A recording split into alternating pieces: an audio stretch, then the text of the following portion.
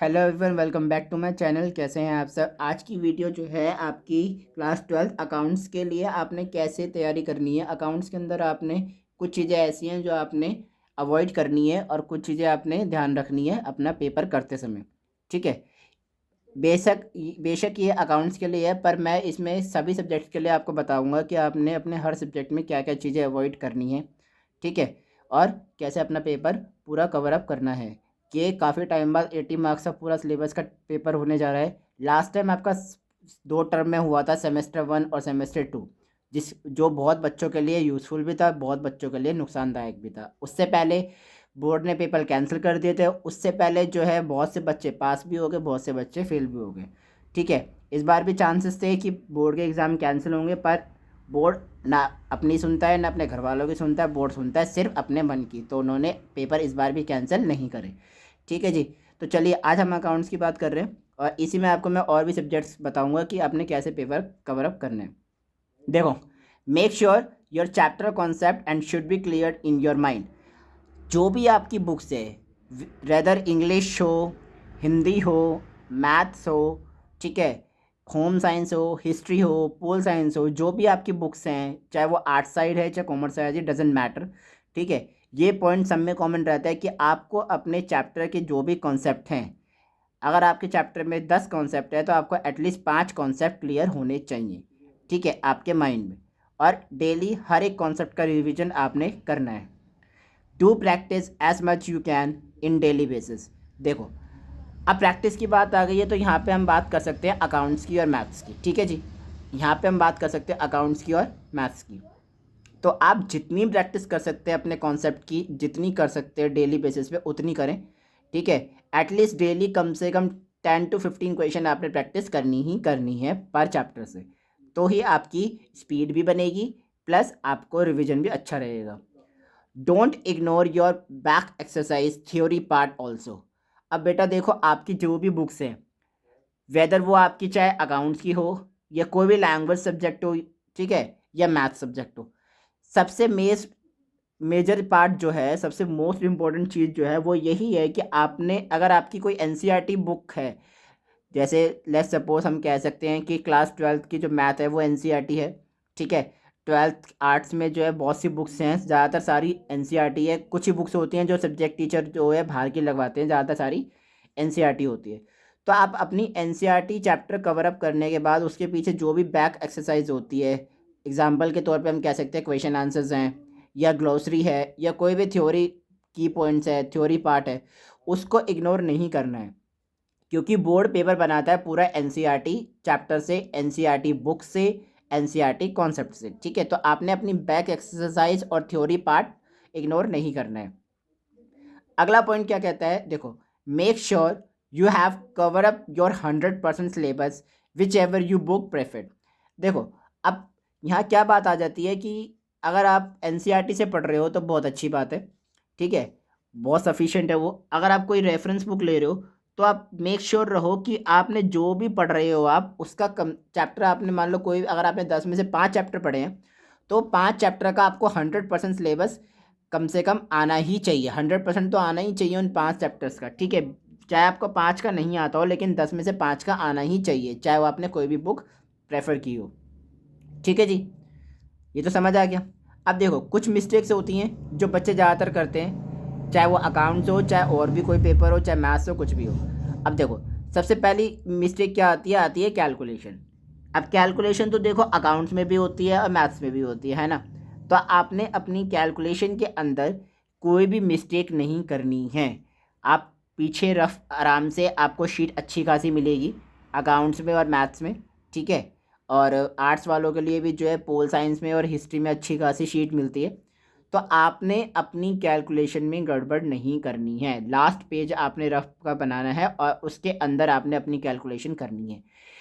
कई बार ऐसा होता है कि पेपर करते करते, चेक करते करते एग्जामिनर आपको लास्ट का जो रफ पेज होता है उसमें भी मार्क्स प्रोवाइड कर देता है, अगर कई मार्क्स की कमी होती है तो। सपोज़ अगर आपको कहीं 1 या 2 नंबर कम पड़ रहे हैं तो एग्जामिनर क्या करता है, जो रफ पेज का जो लास्ट का पार्ट होता है उसमें भी वो मार्क्स आपको दे देता है, अगर आपने रफ काम किया है तो, वो भी क्लीन, नीट एंड क्लीन। ये नहीं आपने जो है कुत्ता घसेड़ी कर रखी हो उसके अंदर, या मतलब बिल्कुल ही कीड़े मकोड़े मार रखे हो, समझ ना आ रहा हो कुछ भी ना, ऐसा कुछ नहीं।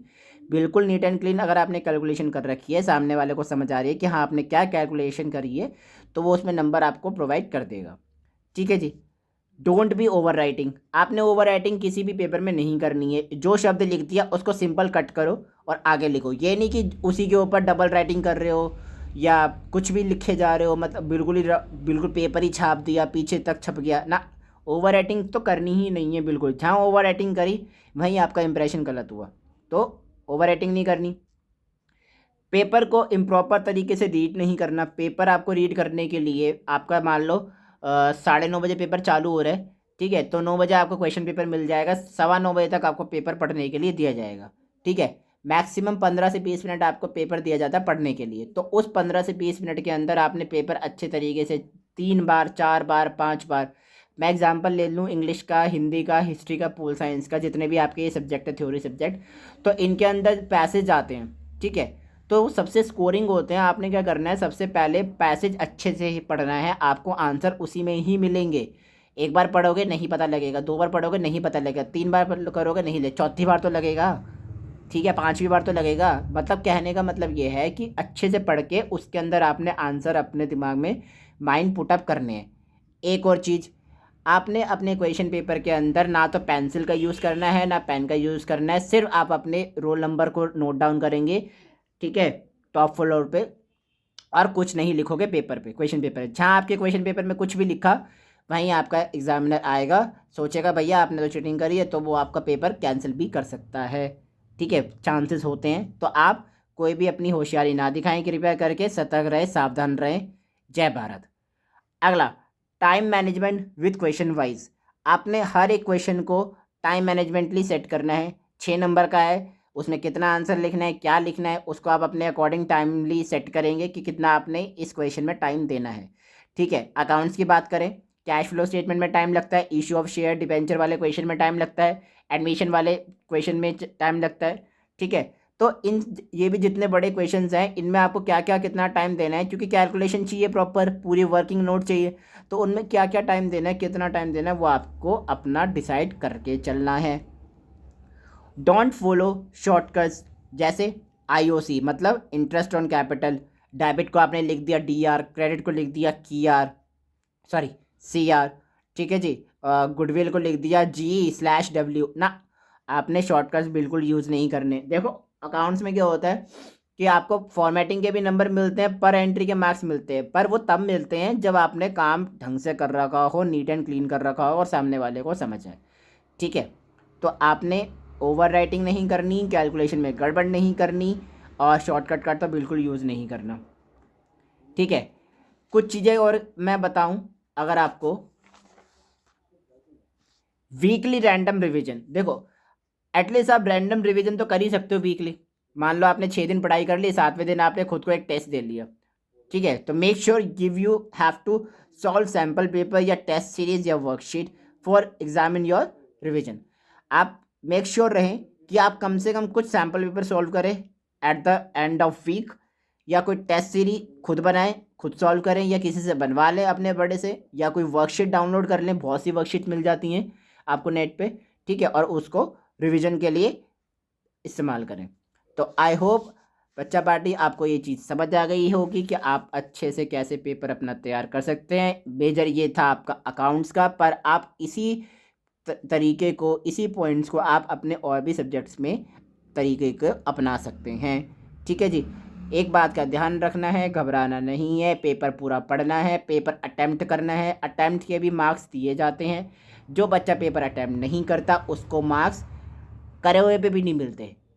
बहुत बार ऐसा होता है कि पेपर कर दिया होता है, फिर भी एग्जामिनर भैया लड़के आया होता है अपने घर से, अपना घर का फ्रस्ट्रेशन जो है पेपर पे निकालता है, सामने वाला भी कुछ नहीं कर सकता। ठीक है, क्या करेगा, वो कहीं ना कहीं गलती निकाल ही देगा। तो पेपर को इस तरीके से करके आना है कि सामने वाला बिल्कुल ही आपको पेपर पढ़ते ही खुश हो जाए। ये भी नहीं कि भैया ओ मतलब जो है तितलियाँ बना दी, अंडरलाइन कर दी, कलर कर दिया ना, कुछ नहीं। सिंपल पेपर, विजिबल आंसर, ठीक है, रिलेटेबल आंसर, जो क्वेश्चन में पूछा है वो आंसर, सब कुछ आपने ये करना है। ठीक है जी, सो आई होप ये वीडियो आपके लिए यूज़फुल रही है। वीडियो अगर यूज़फुल रहे तो लाइक करना है, शेयर करना है, कमेंट करना है, सब्सक्राइब करना है चैनल को, और बेल आइकन को जरूर प्रेस करना है ताकि आपको वीडियोस की नोटिफिकेशन मिलती रहे। आज ये टॉपिक जो था, how to become topper class 12th in account subject. ठीक है, तो वीडियो पसंद आ जाए तो वीडियो को ज़्यादा से ज़्यादा शेयर करो। पेपर आपके बिल्कुल बस आ ही लिए। आज आपकी 24 तारीख हो गई है। ठीक है, सॉरी 25 लग गई है, 12 बज गए हैं। ठीक है, तो आज आपको 25 तारीख हो गई, ज़्यादा दिन रह ही रहे हैं, 20 से 25 दिन रह गए हैं बस। तो अच्छे से तैयारी करो। तब तक के लिए मिलते हैं नेक्स्ट वीडियो में। सी यू, टाटा, बाय बाय।